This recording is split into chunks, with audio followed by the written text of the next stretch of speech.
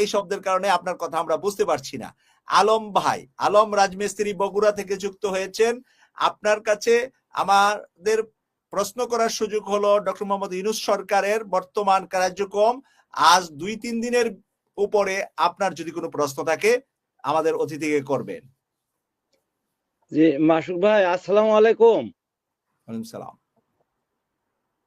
Doctor Yunus সরকার যা করতেছে সব ভালো করতেছে, কিন্তু আমার বিশ্বাস যে আপনার শেখ হাসিনা সরকারকে ফিরে দিবে।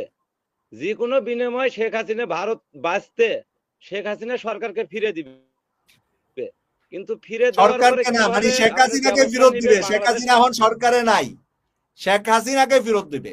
জাস্ট তার মন্ত্রী, তার হ্যাঁ বলেন। জি, শেখ হাসিনাকে ফেরত দিবে, কিন্তু বাংলাদেশ কতটুকু তার বিচার করতে পারবে এটা নিয়ে একটা সন্দেহ আছে। এটা একটা পয়েন্ট। আর একটা পয়েন্ট হলো কি, ডক্টর ইউনূস কতদিন থাকবে আর কতদিন থাকবে না, এটা বাংলাদেশের জনগণের উপরে নির্ভর করে না, কোনো রাজনৈতিক দলের উপরে নির্ভর করে না।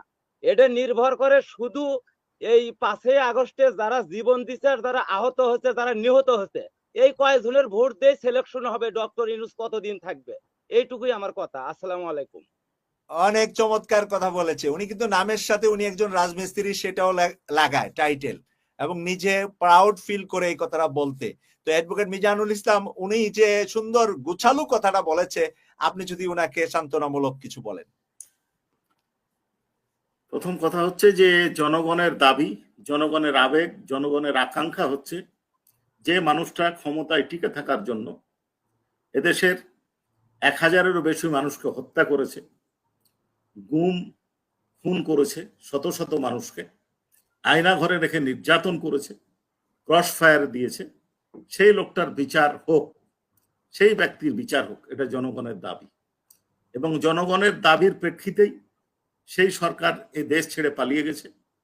জনগণের দাবির মুখেই যারা এই সরকারের পরিবর্তনে মুখ্য ভূমিকা রেখেছিল তাদের নির্বাচিত বা মনোনীত ব্যক্তি প্রধান উপদেষ্টার দায়িত্ব পালন করেছেন, এবং তারা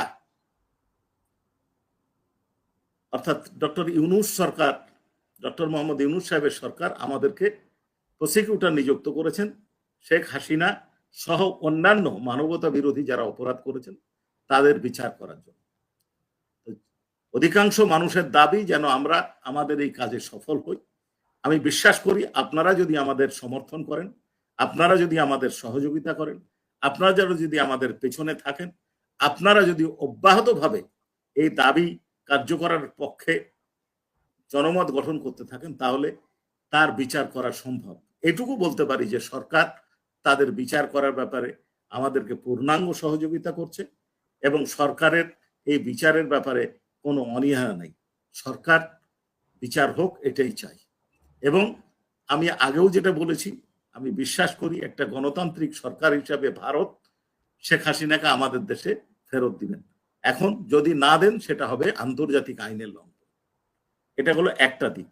আর আমি আগেও বলেছি, সেই উত্তরটা পুনরাবৃত্তি না করে শুধু একটা কথা বলতে চাই যে এটা রাজনৈতিক সিদ্ধান্ত, রাজনৈতিক দলগুলা ঐক্যমত এবং অন্তর্বর্তী সরকারের সিদ্ধান্তের উপর ভিত্তি করে এই সরকার কতদিন থাকবে তা নির্ধারিত হবে।